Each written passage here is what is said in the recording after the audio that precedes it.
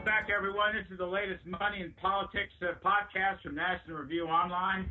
I'm here with former Minnesota Governor Tim Pawlenty, now head of the Financial Services Roundtable. I'm Larry Kudlow from CNBC. Governor, welcome back.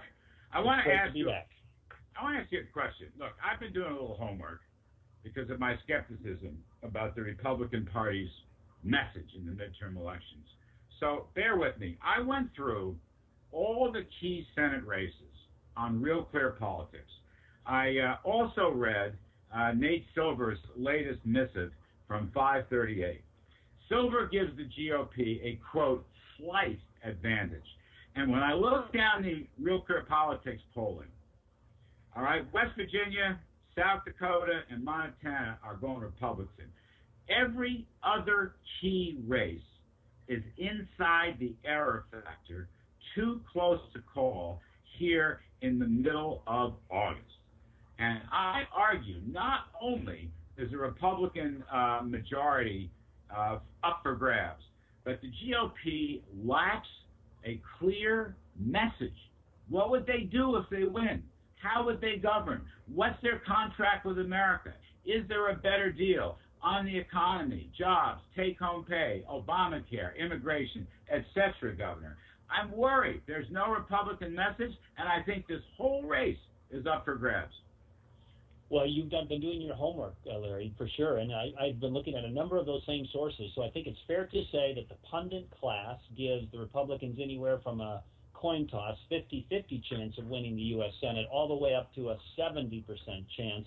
I've been looking at those same numbers, and in most of the remaining swing states, the Republicans currently, now it's only August, have a slight lead, but it's within the margin of error, so it could go either way. But the prevailing theory is when you get into September and October, it's going to break towards the Republicans, and most of the so-called experts believe the Republicans are going to take control of the Senate. But your larger point, Larry, is they lack a crystallizing, coherent, unified message. And partly that's the function of the legislative branch. You got all these members going off in different directions. They don't have one voice like the bully pulpit of the presidency or a presidential candidate.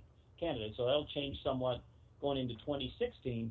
But right now they're basically the anti-Obama party, and that's may get them through 2014, but it's not enough to have a vision for a sustainable governing majority in America. So I agree with you. They have to articulate that vision going forward. You know what else, Tim? I mean, I agree with all those points. I've been writing about it. They also have a very sustained anti-immigration message. I mean, coming out of the House, let's use the House votes over the weekend. It's really a deportation message, a la Mitt Romney. Now, maybe, depending on how this plays out, and depending on what Obama comes up with on executive decisions, maybe that works in 2014. Maybe, Governor. But I fret that an anti-deportation message is going to be damaging to the Republicans in 2016. And I wish they had a more coherent, even-handed message today going into the midterms.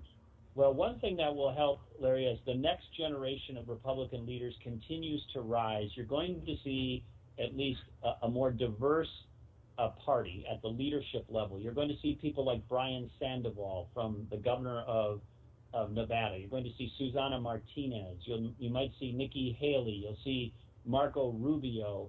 You will see maybe Ted Cruz and others. These will be folks with more diverse backgrounds, and that may help in terms of the messaging to groups that don't yet fully support or get good support for Republicans. But they're going to have to tackle this immigration issue. They may be able to skate by 2014 without addressing it, but that's not going to be a plan for the long term. And it's not just about deportation. There are other elements of this. We do need to have a serious resolution of our border security challenges. We do need to have a serious resolution of what we're going to do about tamper-proof, fraud-proof identity documents so we know who's supposed to be here, whether they're here legally, how long they're supposed to be here, whether they're supposed to go, whether they went back when they were scheduled to go back. Keep in mind that a plurality of the illegal immigrants in the United States are people who simply overstay their visa. And then we also need to have a discussion around what we're going to do with the folks who are here illegally and have a rational plan for them. There's a big debate, as you know, about pathway to legal status or not, pathway to citizenship or not. Partly that's a debate about whether folks in that category are going to have the right to vote now or down the road or not. And so there's a lot of issues, Larry, besides just the border, just identity documents, just deportation, just what to do with the 10 to 15 million illegals who are here currently. It is a very complex and involved piece of legislation, and maybe rather than trying to tackle it comprehensively, they should take it in chunks, because it looks like Congress can't really tackle anything comprehensively. I mean, I want to defend our borders. We have to be a sovereign state, so I want to beef up border security, too. The best way to do that, I'm not sure. I'm not an expert. But when I heard George Will 2 Sundays ago, Tim, say that with respect to these 50,000 or so kids, the unaccompanied kids, he argued that America is a generous place and we have plenty of room for those kids. We should keep them here, presuming they're not criminals and drug runners and so forth. My take has always been we should send them back. When I heard Will and when I thought about it, and I will tell you honestly, as a good Catholic, my heartstrings are being pulled. You know, I worry about these kids. I don't mean the phonies, the drug runners, and the criminals. Of course, they should be sent back. But regarding the rest of them, I just wish I had greater wisdom. This is a very emotional issue, and I don't want it to turn into an angry GOP issue. Yeah, it's a humanitarian issue, and whether you come at it from a perspective of faith, as you just mentioned, and I have a faith perspective on it as well, we want to be generous and kind and be good humanitarians. However, we also need to be mindful of the fact that if the message gets sent or the rule gets articulated that anything goes, pretty soon it does. So there is also a role for making sure we're generous and loving and humanitarian, but also not foolish when it comes to sending the message, you know, if you get here, there's nothing's going to happen. You'll never have to be sent back. You'll have a pathway to citizenship. That could create a bigger challenge going forward. And so a little bit of tough love has got to be part of the equation as well.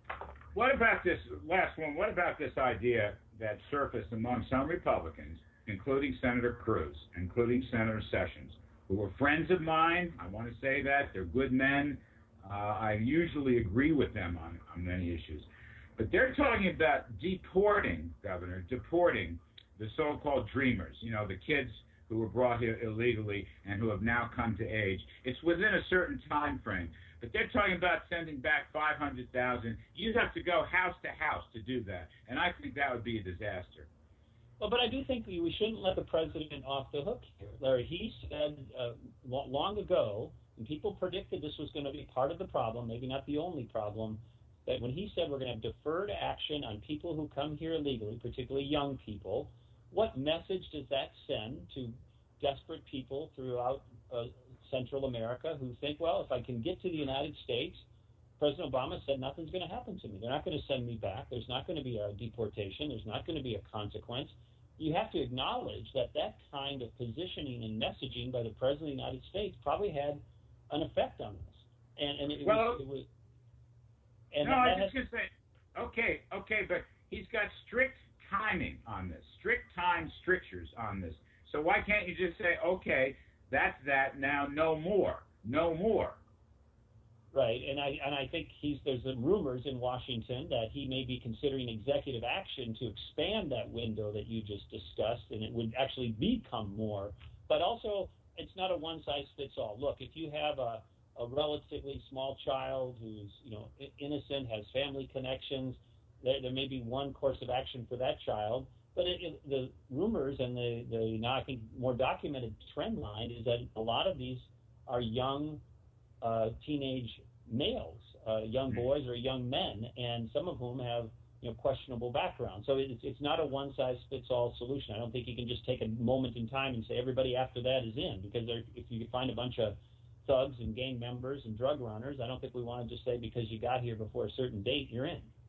Well, I agree with that. I agree with that part 100%. I'm just concerned where the GOP comes at. Hey, I do have a question for you on a different topic, though. I want to switch to if that's okay. Go ahead. One more thing on this. Explain to me why, given the absence of clear Republican positions on the economy and take-home pay and jobs and corporate tax reform and things of this sort, isn't this business about the House suing the president just a distraction, and that it's not going to be taken seriously in the courts. It sounds a lot like sort of impeachment light, which is very unpopular. I don't understand those politics. I don't see why that's a constructive move by the GOP. Well, I think they concluded that riding the anti-Obama wave, at least tactically, if not strategically, is their best near-term play.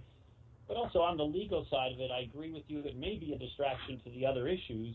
But keep in mind, the president has been found in lawsuits by courts of law, including the U.S. Supreme Court, to have exceeded his authority and violated his legal authority on a number of grounds already, Larry. And so in those lawsuits in their early days were kind of viewed as, flippant or non-serious or ridiculous. And lo and behold, when they made their way through the court system, guess what? The president got his hands slapped and was found to have exceeded his authority on recess appointments, on Obamacare, and a bunch of other stuff. But don't necessarily dismiss it out of the box on legal grounds. All right, I give in. Here's my question for you. And by the way, the Republicans, it's not that they lack a message; they just lack a messenger. If you took a survey of the Republicans in Congress and said, what do you want to do? They would say, hey, we want to cut tax rates. We want to lower the corporate tax rate. We want to lower individual rates. We want to have a pro-growth policy. We want to have choice and reform in education. We want market-based solutions to health care. You know what they would say. The problem is they don't have a leader. You got to have a one central point where that message gets crystallized and conveyed across the country most conveniently if the president's from your party or you got a presidential candidate. But it's the nature of Congress to have it be a little chaotic. So I want to ask you this. Yeah, go ahead. No, please continue, please. There's a lot of chatter in the media about the connection between near-term and intermediate-term stock market performance and reaction and the prospect of the Fed raising interest rates earlier than expected or even when expected sometime in 2015. And I wanted to get your take on that because there's a lot of people listening who say, well, it's going to affect my 401k, my savings account. Tell me, Mr. Kudlow, wise one, what's going to happen? Well, I think the key point here is, by the way, not small interest rate hikes next year, which are going to come. The key point is profits. Profits are the mother's milk of stocks. And I've argued for several years now that the rise in the stock market is not simply because of the Fed's easy money, which, by the way, has not circulated throughout the economy. It's all mounted up as excess bank reserves at the Fed, isn't doing a bit of good. The key point is whether business is still profitable. And the answer to that is, through the second quarter ending in June, yes. The numbers coming in, we're about 3/4 of the way through, is that profits are coming in faster than people expected. Actually 8 to 9%, almost double the initial estimates. So my rule of thumb is, first, as long as profits are rising, stay in the stock market. That's the key point. Second, I do believe the Fed will make small increases in their target rates, and it'll probably come sooner rather than later, by which I mean sometime in the first quarter of 2015 or maybe the spring. They won't wait until the second half of the year. And if that expectation causes near-term corrections in the stock market, those are buying opportunities. So investors should keep their powder dry. We're not going to have really tight money, by which I mean short-term rates are higher than long-term rates, the so-called inverted yield curve. I don't think we're going to have an inverted curve for years. I mean years. And that tells me two things, Tim. Number one, this mediocre recovery will continue, albeit mediocrely because of tax and regulatory burdens. But maybe more importantly, number two, the bull market in stocks can go on for several more years. No, that's heartening and wise advice and insight by Larry Kudlow. Hey, one other thing. I agree with you. I think that's a great summary. No, right, because the Fed is, how shall I say it? The Fed is trying to figure out how to unwind their balance sheet, which is too big. But trust me on this, they are going to move really, really slowly, because the reality is, for better or worse, the economy, it just grinds up. It's the worst recovery since World War II. And the Fed's going to be very cautious. This brings me back to my other point. What you need here is lower marginal tax rates, particularly on business. I wouldn't mind a flat tax on individuals. And you need regulatory relief. I don't think people understand. I don't think the Republicans have made the case how damaging, for example, Dodd-Frank is to banks and lending. It is nobody wants to take a risk in this banking system. Nobody wants to take a risk, and half of that regulation is not even implemented yet. And that, plus the uncertainties about Obamacare, are holding business investment back. So it's like, I say to the Fed, yes, you guys should move slowly to normalization, slowly. John Taylor says the Fed funds rate should be about 1%, not 0. I basically agree with that. But you want to create jobs, you want to create investment, you want to create take-home pay. We need incentives, after-tax incentives, to get this economy moving again and for risk-taking to raise up the animal spirits. Why do you think, Larry, maybe we'll end on this since we're going to be coming up on our time, why do you think the EU central bankers, the European Central Bank, is withdrawing their investments in securities, kind of their version of QE3, so much dramatically faster than the Federal Reserve here in the United States? Well, my first instinct is it's a mistake. My first instinct is the EU has been too tight, and they have not put in enough liquidity. There's such a demand for liquidity in Europe because their banking system is worse than ours. However, let me say this. There's really two Europes, Tim. There's Northern Europe, okay, Germany, Britain, Sweden, Netherlands, they're actually in pretty good shape. In fact, the United Kingdom, which has a 20% corporate tax rate as of next year, is the strongest growing economy in Europe. And Germany's doing fairly well. So is Denmark, so is Sweden, so is Holland. They've all made pro-growth reforms in the last 5 to 10 years.